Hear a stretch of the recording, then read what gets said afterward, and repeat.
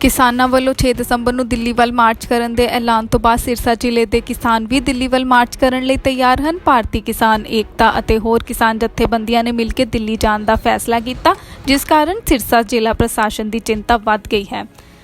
Sirsa police ਨੇ ਕਿਸਾਨਾਂ ਨੂੰ ਰੋਕਣ ਲਈ ਬੈਰੀਕੇਡ ਲਾਣੇ ਸ਼ੁਰੂ ਕਰ ਦਿੱਤੇ ਹਨ ਅਤੇ ਪੁਲਿਸ ਲਾਈਨਸ ਵਿੱਚ ਤਾਇਨਾਤ ਸਿਪਾਹੀਆਂ ਨੂੰ ਵੀ ਸਿਖਲਾਈ ਦਿੱਤੀ ਜਾ ਰਹੀ ਹੈ ਤਾਂ ਜੋ ਕਿਸਾਨਾਂ ਨਾਲ ਨਜਿੱਠਿਆ ਜਾ ਸਕੇ। ਸੁਰੱਖਿਆ ਦੇ ਮੱਦੇਨਜ਼ਰ ਹਰਿਆਣਾ ਪੁਲਿਸ ਦੀਆਂ 5 ਕੰਪਨੀਆਂ ਸਿਰਸਾ ਜ਼ਿਲ੍ਹੇ ਵਿੱਚ ਤਾਇਨਾਤ ਕੀਤੀਆਂ ਗਈਆਂ ਹਨ।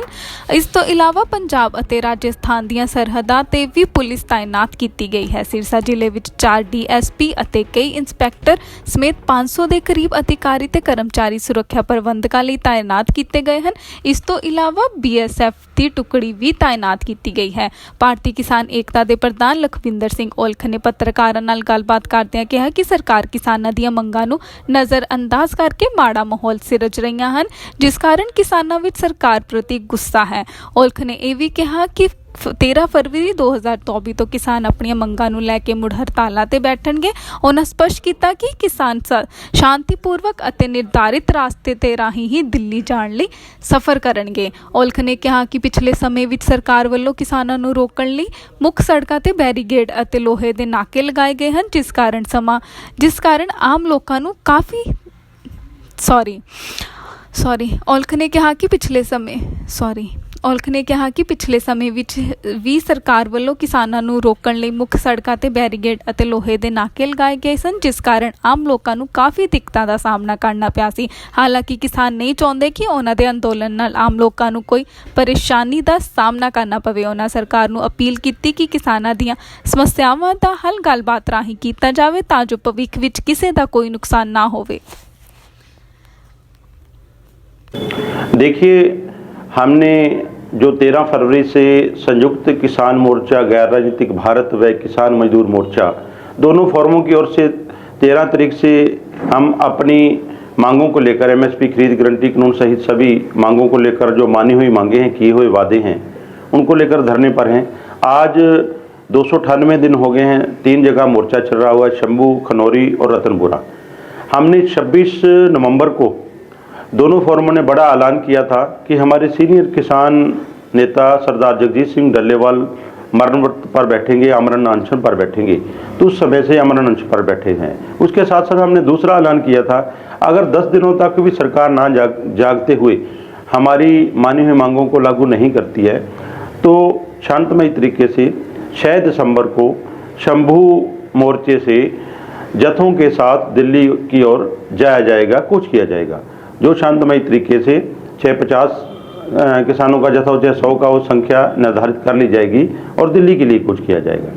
उस दौरान बहुत सारे हरियाणा के लीडरों के, जो BJP के नेता हैं, चाहे कृषि मंत्री हैं, चाहे और भी हैं, पूर्व जो मुख्यमंत्री मनोहर लाल जी खट्टर हैं, उनके भी बयान आए कि किसान अगर पैदल दिल्ली जाना चाहता है तो कोई दिक्कत नहीं है। लेकिन भाजपा की करनी और कथनी में बहुत फर्क है। जब कल हमारा कूच है तो सारे जो रास्ते हैं बंद है, रास्ता कोई खोला नहीं गया है।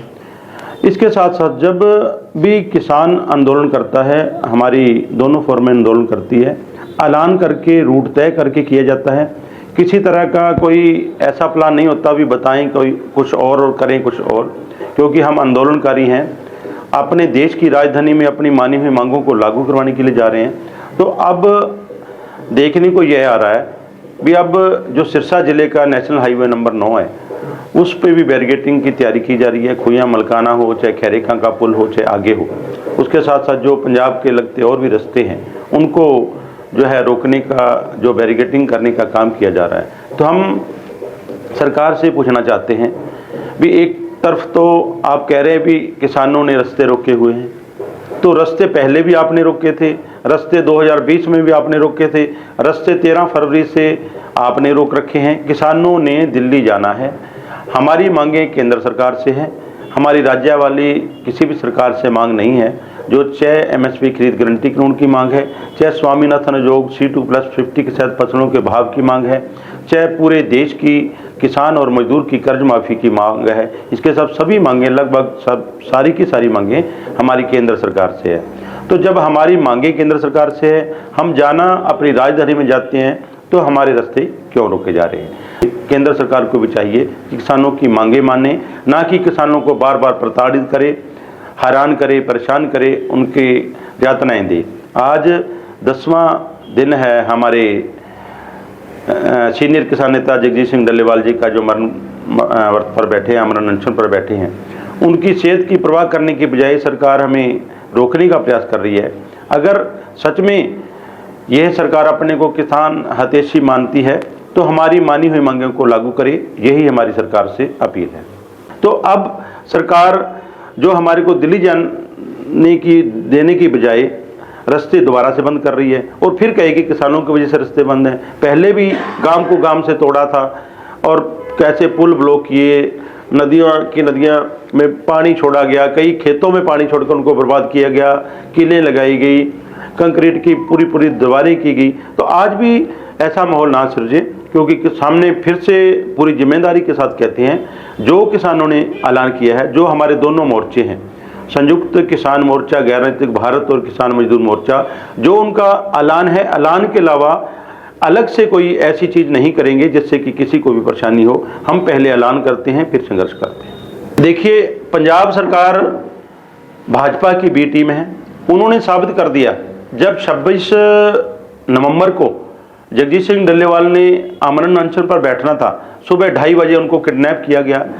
ट्राली जिसमें सोए हुए थे, उसका फाइबर का वो फ्रेम बना हुआ था, फाइबर तोड़ के पुलिस ने अपनी राइफल के बट से उसको तोड़कर उनको किडनैप करके ले गए।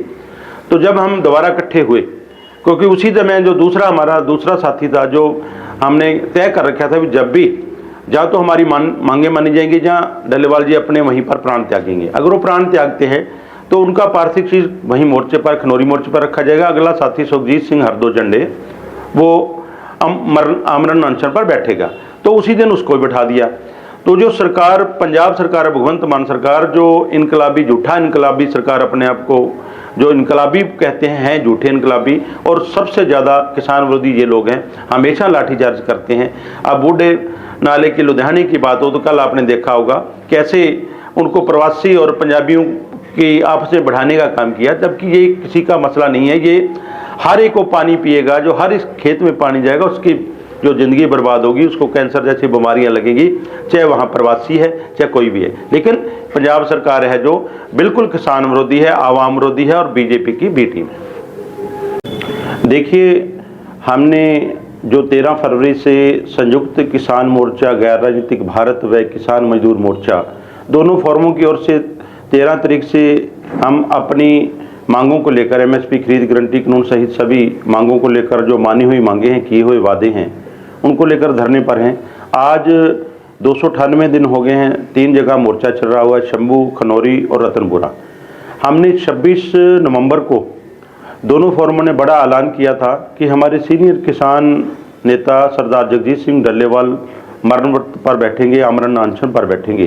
तो उस समय से आमरण अनशन पर बैठे हैं। उसके साथ साथ हमने दूसरा ऐलान किया था, अगर 10 दिनों तक भी सरकार ना जागते हुए हमारी मानी हुई मांगों को लागू नहीं करती है तो शांतमय तरीके से 6 दिसंबर को शंभू मोर्चे से जत्थों के साथ दिल्ली की ओर जाया जाएगा, कूच किया जाएगा। जो शांतमय तरीके से 650 किसानों का जत्था हो, चाहे 100 का, वो संख्या निर्धारित कर ली जाएगी और दिल्ली के लिए कूच किया जाएगा। उस दौरान बहुत सारे हरियाणा के लीडरों के, जो बीजेपी के नेता हैं, चाहे कृषि मंत्री हैं, चाहे और भी हैं, पूर्व जो मुख्यमंत्री मनोहर लाल जी खट्टर हैं, उनके भी बयान आए कि किसान अगर पैदल दिल्ली जाना चाहता तो कोई दिक्कत नहीं है। लेकिन भाजपा की करनी और कथनी में बहुत फर्क है। जब कल हमारा कूच है तो सारे जो रास्ते हैं बंद है, रास्ता कोई खोला नहीं गया है। इसके साथ साथ जब भी किसान आंदोलन करता है, हमारी दोनों फोरमें आंदोलन करती है, ऐलान करके, रूट तय करके किया जाता है। किसी तरह का कोई ऐसा प्लान नहीं होता भी बताएं कोई कुछ और करें कुछ और, क्योंकि हम आंदोलनकारी हैं, अपने देश की राजधानी में अपनी मानी हुई मांगों को लागू करवाने के लिए जा रहे हैं। तो अब देखने को यह आ रहा है भी अब जो सिरसा जिले का नेशनल हाईवे नंबर 9 है, उस पे भी बैरिगेटिंग की तैयारी की जा रही है। खुइयां मलकाना हो, चाहे खैरेखा का पुल हो, चाहे आगे हो।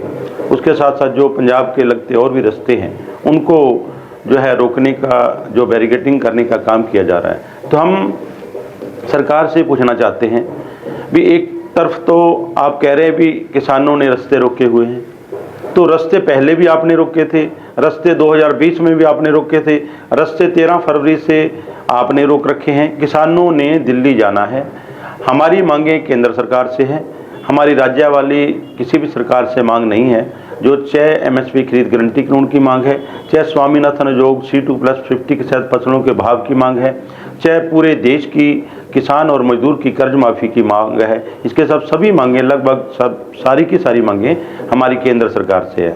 तो जब हमारी मांगें केंद्र सरकार से है, हम जाना अपनी राजधानी में जाते हैं, तो हमारे रास्ते क्यों रोके जा रहे हैं? केंद्र सरकार को भी चाहिए कि किसानों की मांगें माने, ना कि किसानों को बार बार प्रताड़ित करे, हैरान करे, परेशान करे, उनके यातनाएं दे।